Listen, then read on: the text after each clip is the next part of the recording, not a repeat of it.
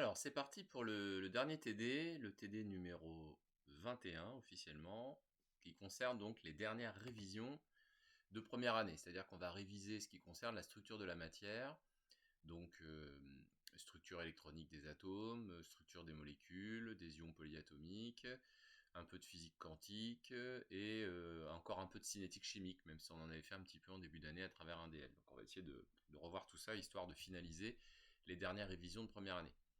Alors, pour la séance donc de mercredi matin, on va commencer donc par ce qui est physique quantique.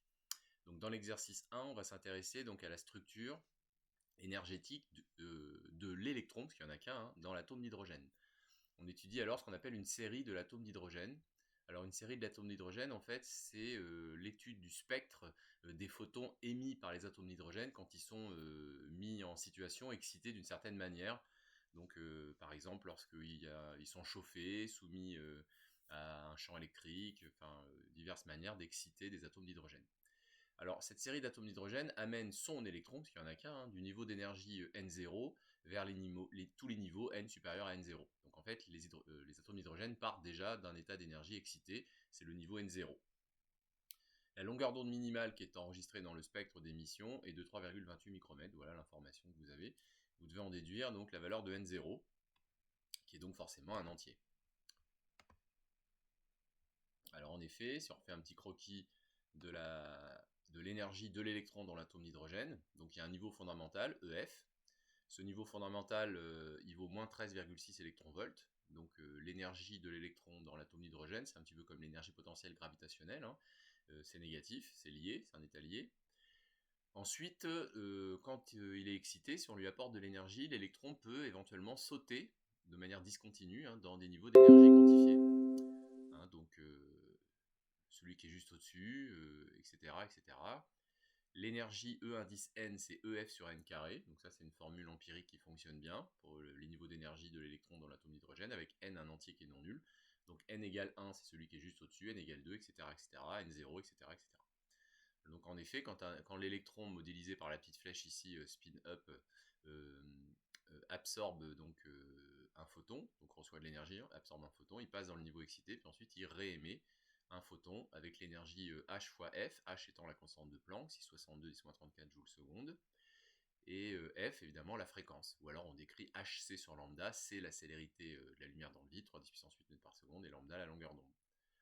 Donc là, c'est ce qu'on appelle le spectre d'émission. C'est tous les photons qui sont réémis par les atomes d'hydrogène. Et c'est ce qu'on étudie, c'est le spectre qu'on étudie. 1 électronvolt, pour ceux qui ne le savent pas encore, c'est 1,6 10-19 joules. Donc c'est une énergie adaptée effectivement à la physique quantique, donc au microscopique.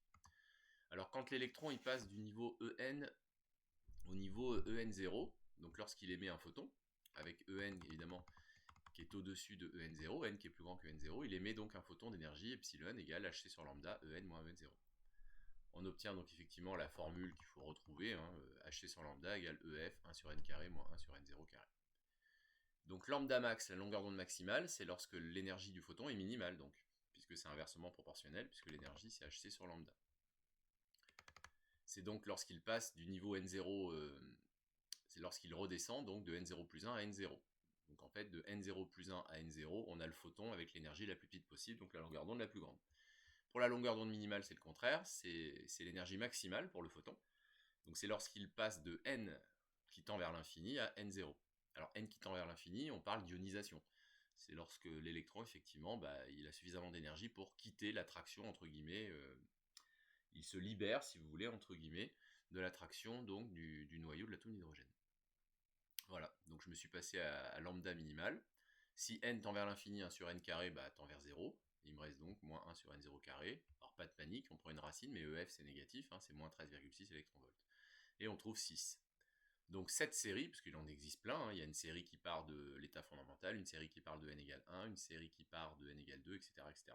C'est la série qui part de n égale 6. Donc les atomes d'hydrogène sont dans un état d'énergie, déjà au départ, par le contexte environnant, par le milieu environnant, qui les met donc à n égale 6. Ensuite, lambda max, Hc sur lambda max, donc 1 sur n0 plus 1 au carré moins 1 sur n0 carré, là on trouve 12,38 micromètres. Donc toutes les longueurs d'onde des photons sont comprises entre 3,28 micromètres et 12,38 micromètres. Voilà, pour tous les photons émis dans cette série. On est donc dans le domaine de l'infrarouge. Voilà, tous sont dans le domaine de l'infrarouge. Alors dans la question suivante, quelle doit être la longueur d'onde d'un laser permettant d'amener l'électron de n égale n0, donc on a vu que c'était 6, à n égale 50. Donc pile poil, tout juste. Voilà, si on veut passer les électrons des atomes d'hydrogène de n égale 6 à n égale 50. À ce moment-là, il faut apporter des photons qui vont être absorbés, dont l'énergie Hc sur lambda du laser doit être égale exactement à EF 1 sur 50 au carré moins 1 sur 36. Donc l'absorption d'un photon de ce laser par l'électron de l'atome d'hydrogène pour l'amener de n0 égale 6 à n égale 50. Donc epsilon égale Hc sur lambda laser, donc 5,96 10-20 joules, ce qui nous fait 0,37 électronvolts. Donc chaque photon du laser doit avoir exactement l'énergie de 0,37 électronvolts.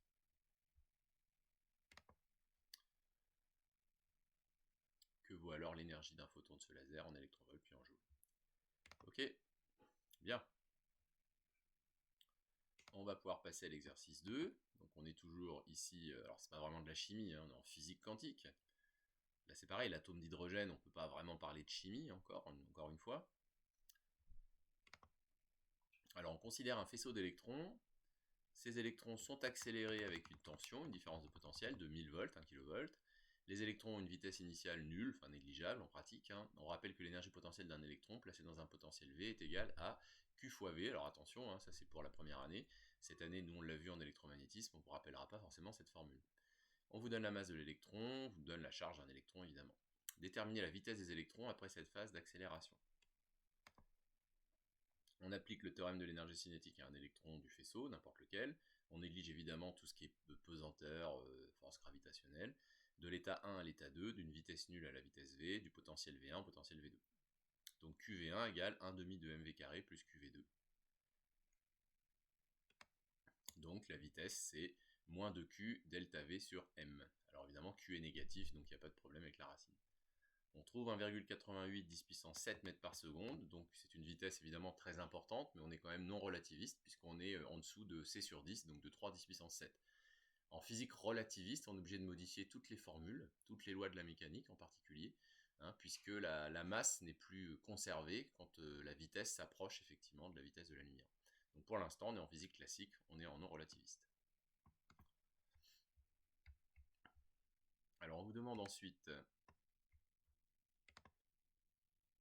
de déterminer la longueur d'onde associée à cet électron accéléré. Peut-on avoir un phénomène de diffraction? Alors là, on utilise la relation de Louis de Broglie. Oui, alors c'est écrit Louis de Broglie, mais c'est vrai que ça se prononce Louis de Broglie. Donc c'est H sur P, la constante de Planck sur la quantité de mouvement. Donc effectivement, tout corpuscule de masse m, n'importe quel corpuscule de masse m, possède effectivement une longueur d'onde. Donc se comporte comme une onde à un aspect ondulatoire. Alors bien sûr, à l'échelle macroscopique, pour une voiture, un être humain, un oiseau, ça n'a pas tellement de sens, puisque la longueur d'onde est extrêmement faible. Par contre, à l'échelle microscopique, effectivement, les longueurs d'onde vont être du même ordre de grandeur que les obstacles que la particule microscopique peut éventuellement rencontrer. Alors on trouve une longueur d'onde de 3,87 10-11 mètres. Or, la distance interatomique dans un cristal, alors on va revoir ça bientôt avec les exercices de cristallographie, c'est de l'ordre de 10-10 mètres. Donc conclusion, on peut diffracter des électrons. Voilà. Donc les particules électrons, donc l'onde électronique si vous voulez, l'aspect dual des électrons, donc l'onde électronique peut être diffractée par des obstacles dont les dimensions sont de l'ordre de 10-10 mètres. Car on va pouvoir amener, vous l'avez compris, la longueur d'onde des électrons à environ 10-10 mètres. Alors la diffraction, je vous rappelle ce que c'est, quand vous envoyez une onde sur un obstacle, par exemple la distance entre deux atomes, donc une espèce de trou, de fente si vous voulez, lorsque cette onde rencontre cet obstacle, elle va être diffractée. Donc en fait, cette onde va être réémise dans toutes les directions. Donc à droite de l'obstacle, elle va être réémise dans toutes les directions. Alors pas de manière isotrope, il y aura des directions plus privilégiées, où on aura plus de probabilité de retrouver l'électron, il y aura plus d'énergie. Pensez à la diffraction d'un rayon laser par un cheveu, souvent c'est ce que vous avez vu en première année ou au lycée. Donc on parle de diffraction de l'onde, donc on peut diffracter des électrons. Voilà, c'est le principe du microscope électronique. Le microscope électronique, en fait, on travaille sur des images de synthèse qui ont été obtenues par la diffraction des électrons. Alors, diffracter des électrons, en effet, c'est très intéressant, c'est très souple, puisqu'on peut très facilement modifier leur longueur d'onde. Il suffit pour cela de modifier légèrement la différence de potentiel qui les accélère. Et on a exactement la longueur d'onde parfaite pour que la diffraction soit optimale. Optimale, par exemple, par un cristal, par une surface de cristal, par une surface métallique, etc. Quelle différence de potentiel faut-il exercer pour obtenir une longueur d'onde de la taille caractéristique de la maille cristalline, donc de 0,1 nanomètre? Donc en effet, pour cela, donc, il faut exactement lambda égale 10-10 mètres, donc une vitesse h sur m lambda de 7,27 10 puissance 6 mètres par seconde, donc delta V exactement de 150,5 volts. Donc on peut très souplement, très facilement modifier la longueur d'onde des électrons et donc modifier la longueur d'onde, donc avoir une diffraction optimale avec la longueur d'onde qui est exactement égale à la dimension du trou, à la dimension interatomique. Alors bien sûr, tous les cristaux n'ont pas exactement la même distance interatomique, donc ça permet d'analyser finement, précisément, la distance interatomique dans la plupart des cristaux. Je crois qu'il reste un petit exercice donc, de quantique, de première année. On vous dit que l'énergie d'ionisation de l'atome d'hydrogène est l'énergie qu'il faut lui communiquer pour arracher son électron, et la valeur est de 13,6 électronvolts, en effet, donc il faut l'amener du niveau d'énergie fondamentale, moins 13,6 électronvolts, au niveau d'énergie 0, lorsque n tend vers l'infini. Donc il faut lui apporter cette énergie. Si cette énergie était celle du premier mode propre d'un électron confiné dans une cavité à une dimension, quelle serait la valeur de la longueur de cette cavité? Alors on n'oublie pas en effet qu'un électron c'est une onde. Quand il est emprisonné dans une cavité, c'est donc une onde plane stationnaire. Et là, cette cavité, on vous dit de la modéliser à une dimension, donc comme une corde vibrante fixée à ses deux extrémités en x égale à 0, x égale grand L. Le mode propre, donc, c'est une situation harmonique, donc une onde plane stationnaire harmonique. Et vous savez que la situation, l'onde plane stationnaire, c'est une superposition, une combinaison linéaire de tous les modes propres possibles. Donc nous, on va chercher les modes propres possibles et on vous demande de raisonner sur le fondamental. Donc je choisis une expression mathématique. Alors A, c'est la densité de probabilité, enfin c'est la grandeur ondulatoire qui caractérise la présence de cet électron. Voilà, grand A cos oméga t plus phi sinus kx plus psi. Si vous mettez cosinus kx plus psi, c'est pas très grave. Alors là, la règle, c'est d'utiliser la même condition limite en x égale à 0, x égale grand L. En réalité, évidemment, on a plutôt un aspect circulaire. Donc en fait, x égale 0, x égale grand L, c'est-à-dire qu'on revient au même endroit. C'est pour ça qu'on choisit la même condition limite en x égale à 0, x égale grand L, parce qu'en réalité, la cavité, elle se referme sur elle-même. Lorsque l'électron il est emprisonné donc, dans un atome, c'est-à-dire qu'il peut faire le tour de l'atome, un petit peu comme un satellite en orbite autour de la Terre, si vous voulez. Donc, on prend la même condition limite en x égale à 0, x égale grand L, et on prend celle qu'on veut. Ça n'a pas d'importance. Donc on peut choisir par exemple un nœud. Voilà, on peut considérer qu'on a un nœud en x égale 0, x égale grand L. Donc un nœud pour cette onde plane stationnaire harmonique. Mais on peut prendre n'importe quelle condition limite. Le plus simple, c'est de prendre le nœud, ça donne le même résultat. On a donc 0 pour x égale 0, x égale grand L, quel que soit t. Donc ça fait psi égale 0 et ça fait sinus KL égale 0. Donc KL égale Ppi avec P un entier non nul. Donc K c'est oméga sur C, oméga c'est 2πf, F c'est C sur lambda. Donc lambda égale 2L sur P. Alors on retrouve exactement les longueurs d'onde pour les modes propres de la corde vibrante fixée à ses deux extrémités, évidemment. Alors on vous a demandé de raisonner sur le mode propre fondamental, donc le plus petit, P égale 1, donc la plus grande longueur d'onde, donc 2L. Voilà. Donc si l'électron vibre sous son mode propre fondamental, eh bien sa longueur d'onde c'est exactement égal à 2 fois la longueur de la cavité. Donc lambda égale h sur mv, E égale 1,5 de mv carré. On assimile l'énergie de l'électron uniquement à de l'énergie cinétique. On dit que c'est l'énergie d'ionisation, donc ça nous donne une vitesse d'à peu près 2,19 10 puissance 6 mètres par seconde. Donc une longueur d'onde de 3,32 10 mètres.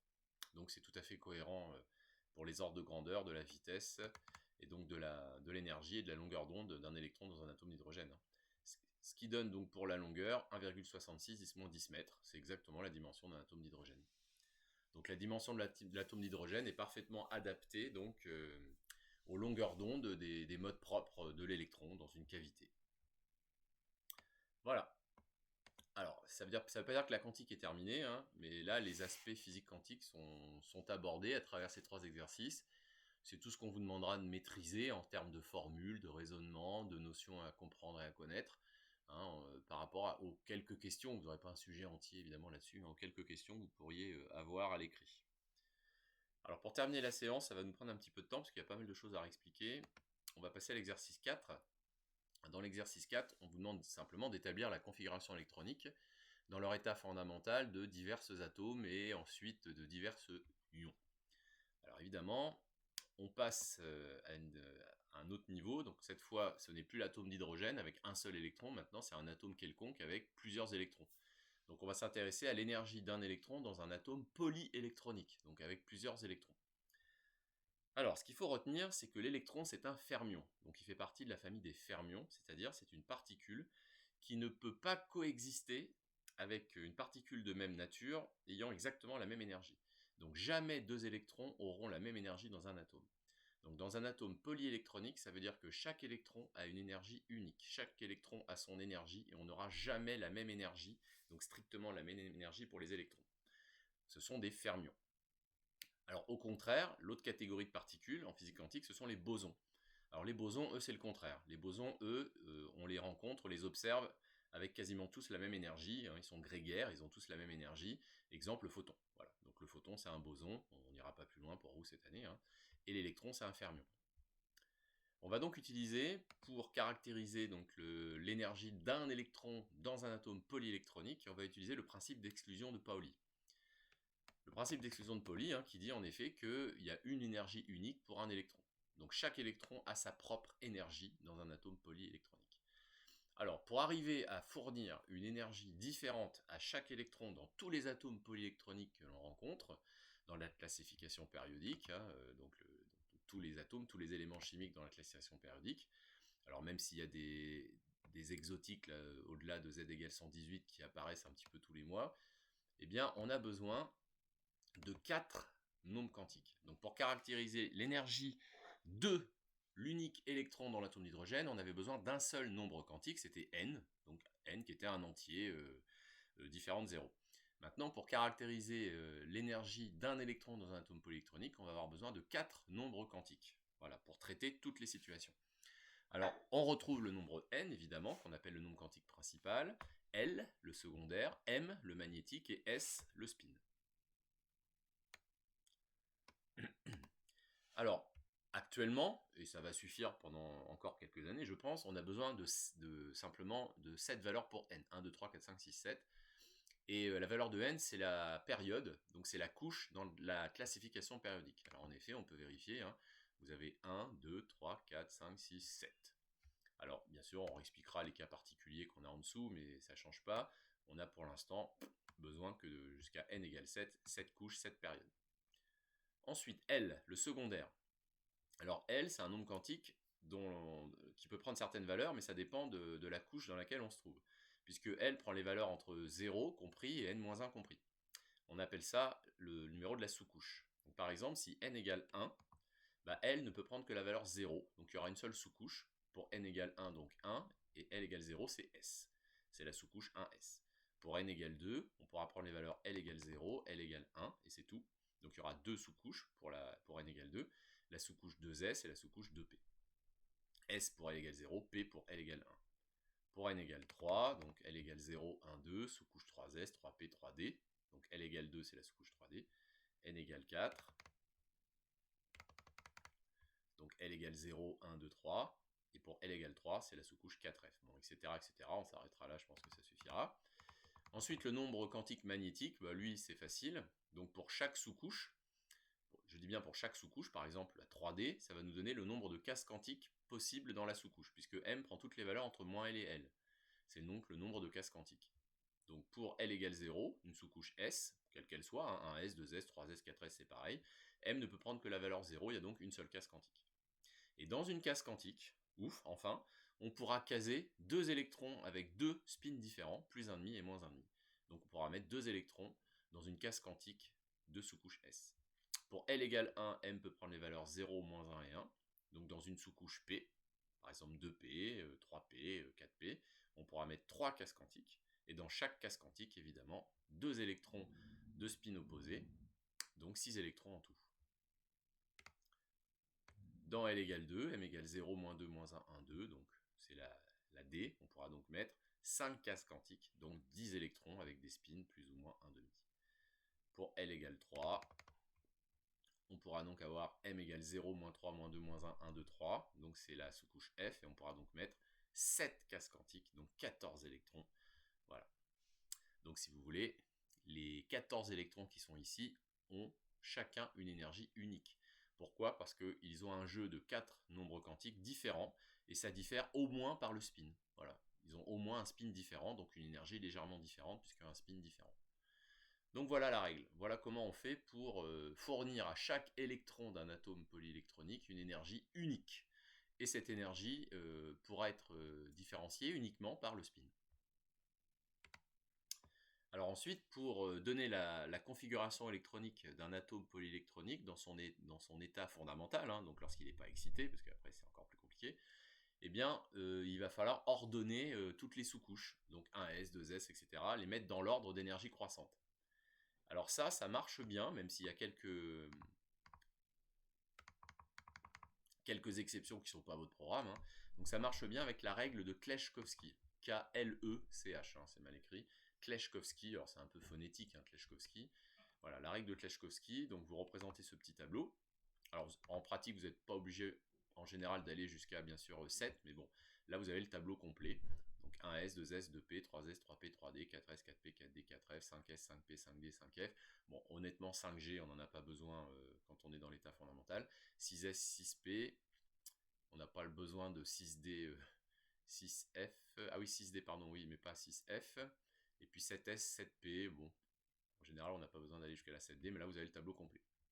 Une fois que vous avez fait le tableau, bah après, donc, vous avez les sous-couches dans l'énergie croissante. Donc, si vous voulez, la sous-couche qui a l'énergie la plus basse, c'est 1S. Ensuite, c'est 2S. Alors, je les ai toutes écrits en ligne. Hein.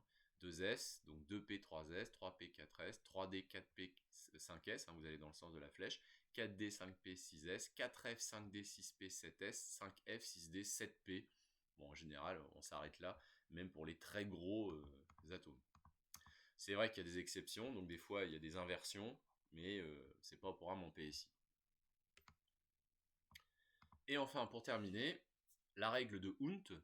Alors la règle de Hund, lorsque vous avez des électrons à placer dans une sous-couche, et que la sous-couche ne sera pas remplie, bah, comment on les place? Par exemple, dans la sous-couche 3D, s'il y a 4 électrons à mettre dans la sous-couche 3D, alors qu'il y a 5 cases quantiques, comment on les place? Est-ce qu'on les met à parier dans 2 cases ou pas? Alors la règle, elle est simple, c'est le spin maximum. Donc dans une sous-couche, on observe toujours, pour si vous voulez baisser le niveau d'énergie, pour avoir le niveau d'énergie le plus stable, le spin maximal. Donc voilà pourquoi on va placer les électrons de cette manière-là. C'est la règle de Hund. Voilà. Alors encore une fois, il y a des exceptions, mais qui ne sont pas à votre programme. Donc c'est comme ça qu'on va les placer pour avoir le spin maximum dans une sous-couche. Alors le lien avec la classification périodique des éléments, vous avez compris, hein, donc on retrouve les sous-couches. Donc là vous avez la 1S, donc avec n égale 1, donc on va remplir 2 électrons, donc 1s1, 1s2, 2s1, 2s2, 2p1, 2p2, 2p3, 2p4, 2p5, 2p6, il n'y a pas de 2d, elle n'existe pas. Ensuite on va évidemment avoir la 3s, 3s1, 3s2, 3p1, 3p2, etc. 4s1, 4s2 et la 3d. Voilà, c'est la 3d qui va apparaître ici. Et la 3d, elle vient après, bien sûr, la 4s. Donc on est bien sur n égale 4, etc. etc. Les cas particuliers.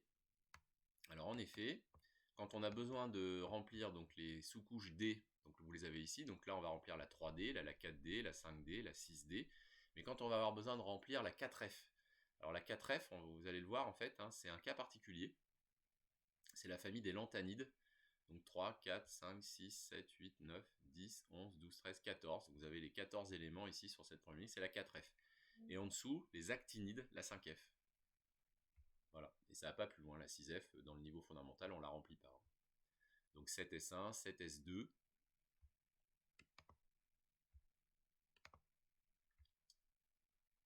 Alors, on va passer aux situations qu'on vous a demandé d'étudier. Alors on commence par le calcium, je crois, voilà, Z égale 20. Donc Z égale 20, donc on prend la règle de Kleshkovsky, donc 1S, on en met 2, 2s, on en met 2, 2p, on en met 6, 3s, on en met 2, 3p, on en met 6, et là déjà on est à 18. Et là on arrive à ce qu'on appelle la configuration donc d'un gaz rare, j'aime pas trop le mot gaz noble moi, d'un gaz rare, en tout cas la dernière colonne, c'est l'argon, en effet. On arrive à l'argon ici. Donc l'argon, effectivement, c'est ce qu'on appelle un gaz rare, mais c'est surtout un élément chimique très très stable, qui n'a quasiment aucune réactivité chimique. Il a 8 électrons de valence, donc il n'a aucune envie, effectivement, d'en échanger, de faire des liaisons avec autre chose. Donc c'est vraiment un élément chimique qui est très très stable, et c'est la dernière colonne, la colonne des gaz rares. Mais là, c'est pas fini, il en reste 2 à placer, donc ensuite c'est la 4s, on va mettre les deux 4s2. Alors, pour avoir les électrons de valence, alors les électrons de valence, ce sont les électrons dits périphériques, si vous voulez. Ce sont les électrons qui vont être les plus énergétiques, qui vont avoir le plus tendance à réagir, à être réactifs avec le milieu extérieur. Eh bien, il suffit de s'arrêter donc au gaz rare le plus proche, donc ici l'argon, et ce qui reste, ce sont les électrons de valence. Donc le calcium, il a 2 électrons de valence. Donc s'il a 2 électrons de valence, puisque n égale 4, il est donc forcément sur la quatrième couche, la quatrième période, la quatrième ligne, et 2 électrons de valence, deuxième colonne. Donc on vérifie que c'est cohérent. Donc on a dit 4, deuxième colonne, voilà, regardez, pile poil, voilà le calcium. Donc le calcium, il est dans la deuxième colonne, puisqu'il a 2 électrons de valence, n égale 4, puisqu'on est allé jusqu'à n égale 4 pour sa configuration électronique. Alors c'est la colonne des alcalino-terreux, mais ça c'est pas votre programme, c'est pas exigible. Alors ensuite, on a l'yttrium, Y, Z égale 39. Donc là, même chose, hein, bon, règle de Tleshkovsky. On s'arrête à Z égale 36. Z égale 36, c'est effectivement 4p6, donc on remplit entièrement une P. Donc forcément, on va se retrouver avec un gaz rare, le krypton. Voilà, vous l'avez ici, hein, Z égale 36. Et tous les électrons suivants, ce sont des électrons de valence, donc 5s2, 4d1. Donc lui, il a 3 électrons de valence. On a eu besoin de n égale 5, donc on est sur la cinquième période, la cinquième couche, la cinquième ligne, et 3 électrons de valence, troisième colonne. Donc on va être dans le début du bloc D, vous savez, c'est le milieu de la classification périodique. Alors on va le vérifier. On a dit qu'on était à 5, 1, 2, 3, regardez, coucou, le voilà, l'yttrium, Z égale 39, donc il est dans ce qu'on appelle le bloc D. Le bloc D, c'est ce qui est au milieu. Donc on est en train de remplir une sous-couche D. Voilà, ici la 4D1. Il n'y a pas de nom particulier à cette colonne. On passe ensuite au néodyme. Z égale 60. Alors ça devient un peu fastidieux, mais bon, règle de Tleshkovsky, on remplit, on s'arrête à la 5p6, car en remplissant la 5p6, on sait qu'on va taper sur un gaz rare, c'est le xénon, Z égale 54. Alors en effet, vous l'avez ici, hein, Z égale 54. Donc tous les électrons qui constituent donc le xénon, eux, ils sont dans ce qu'on appelle le cœur. Ils sont pas réactifs, hein, ils sont très stables, ils n'ont pas envie de réagir. Et ceux qui restent, il en reste 6, hein, 6s2, 4f4. Alors attention, là le piège, hein, 4f4, effectivement, hein, dans la règle de Tleshkovsky. Donc 6 électrons de valence, n égale 6, donc c'est bien la sixième période, mais c'est pas une colonne. C'est une famille à part, ce sont les lanthanides, puisqu'on est en train de remplir une 4f. Alors en effet, on a dit qu'on était à 6, donc 6s1, 6s2, mais après il faut remplir la 4f. 4f1, 4f2, 4f3, 4f4. Et effectivement, voilà le néodyne 60. Voilà, on est tapé dedans, on est dans une famille à part. Donc on la met en dehors de la classification périodique avec des propriétés chimiques bien particulières. Et enfin pour terminer, le radium, Z égale 88. Donc la même chose, hein, faites l'effort de le faire au moins une fois proprement, hein, la règle de Tleshkovsky. On s'arrête à 6p6. Donc 6p6, c'est forcément un gaz rare, c'est le radon. C'est le gaz rare le plus gros, hein, celui-là il n'est pas stable. Donc c'est le radon, Z égale 86, voilà, c'est le radon. Ensuite, il reste 2 électrons à placer, puisqu'on va à 88, donc 7s2. Donc 2 électrons de valence, 7e période, donc la dernière période, et la deuxième colonne. Alors en effet, on peut vérifier que le radium, il est bien là. N égale 7, 1s2, enfin 7s1, 7s2, on est bien dans les alcalino-terreux. Donc si vous voulez, le radium, chimiquement, il a un peu les mêmes propriétés que le calcium, que le magnésium, que le beryllium, puisqu'il a autant d'électrons de valence. Donc dans une colonne, on appelle ça un groupe chimique, hein, dans une colonne, les éléments chimiques ont à peu près les mêmes propriétés chimiques, car ils ont le même nombre d'électrons de valence, la même façon de réagir chimiquement. La chimie, hein, si vous voulez, c'est l'utilisation des électrons de valence des éléments chimiques.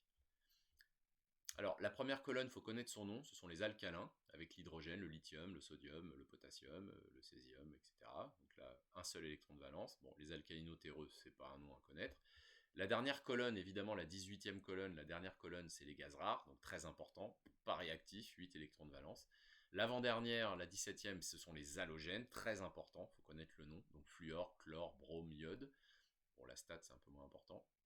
Voilà. Alors après, la 16e, les chalcogènes, vous n'allez pas connaître le nom, oxygène, soufre. Donc l'oxygène et le soufre ont à peu près les mêmes propriétés chimiques, en effet. C'est le cas aussi de l'azote et du phosphore, car ils ont ou du carbone et du silicium, car ils ont la même configuration des électrons de valence, donc les mêmes propriétés chimiques, la même réactivité chimique. Donc une colonne, on appelle ça un groupe, hein, on a à peu près les mêmes propriétés chimiques. Donc je l'ai rappelé ici, hein, les trois qu'il faut connaître, en tout cas les noms qu'il faut connaître. Alors on termine avec des ions, on peut vous demander la configuration électronique d'un ion. Donc un ion, c'est un élément chimique qui a perdu ou gagné des électrons. Donc par exemple, l'ion O2-, il a gagné 2 électrons, donc l'oxygène c'est Z égale 8. Donc ça c'est le nombre de protons. Donc l'élément chimique oxygène, il a normalement 8 électrons. Mais si jamais vous en rajoutez 2, il passe à un ion O2-, il a 10 électrons. Et 10 électrons, vous retrouvez avec Z égale 10 le néon. En effet, le néon c'est le premier, enfin c'est le deuxième, excusez-moi, il y a l'hélium d'abord évidemment, avec un S2 qui est plein, le néon vous l'avez ici. Donc deuxième gaz rare. Ça veut dire que l'ion O2-, il est très très stable. Il est très très stable et on va le rencontrer très très souvent, en tout cas l'élément chimique oxygène, on l'aura très très souvent dans cette configuration qui est l'ion O2-. Et O2-, ça fait penser à un nombre d'oxydation, -2. Comme par hasard, l'oxygène, il a le nombre d'oxydation -2. Alors même s'il y a quelques exceptions, on a vu que c'était très souvent le nombre d'oxydation -2, ça vient de là en fait. Donc c'est très stable avec les 8 électrons de valence. Ensuite, l'ion chlorure Cl-, donc Z égale 17 pour le chlore, c'est un halogène. Donc si vous lui rajoutez un électron, clac, il passe dans la configuration de l'argon. Et donc il est très stable. C'est pour ça que l'élément chimique chlore, on le rencontre pareil très très souvent dans cette configuration dans la nature. Pour l'aluminium Al3+, alors là on va retirer 3 électrons. Donc l'aluminium c'est Z égale 13, on lui retire 3 électrons. Donc l'aluminium vous l'avez ici, avec Z égale 13. Il est passé où? Là, voilà. Là, vous avez l'aluminium avec Z égale 13. Si vous lui retirez 3 électrons, paf, il se retrouve dans la configuration du néon. Donc très stable. Pareil, l'aluminium, alors pas seulement, mais le plus souvent, on le rencontre sous cette configuration Al3+, donc avec le nombre d'oxydation +3 par exemple. Et puis le chlore, c'était -1, le nombre d'oxydation le plus courant, mais il y en a d'autres, puisque vous avez aussi le dichlore Cl2. Et enfin, le nickel 2+, donc lui va se retrouver avec 26 électrons, puisqu'il en a Z égale 28, donc 28 protons, donc 28 électrons. Mais si on lui en retire 2, 26 électrons. Donc là, on se retrouve avec une configuration qui n'a rien de particulier. Donc là, on a l'argon, mais il reste des électrons de valence. Donc il va avoir 6 électrons de valence, donc il va avoir une certaine réactivité, il n'est pas particulièrement stable. Et puis, j'avais voulu regarder ce qui se passait pour la sous-couche 3D. Donc sous la sous-couche 3D, vous avez 6 électrons à placer. Donc en respectant la règle de Hund, le spin maximum, les 6 électrons vont être placés comme ça. Avec une configuration de spin de cette manière-là pour avoir le spin maximum. Donc vous voyez, il n'y a aucune ambiguïté qui reste en plan grâce à la règle de Hund. Donc voilà, c'est tout pour cette séance-là. Donc il y aura une autre séance bien sûr avec les autres exercices. Et puis encore une dernière séance avec les derniers exercices. Ça va nous mener jusqu'à vendredi.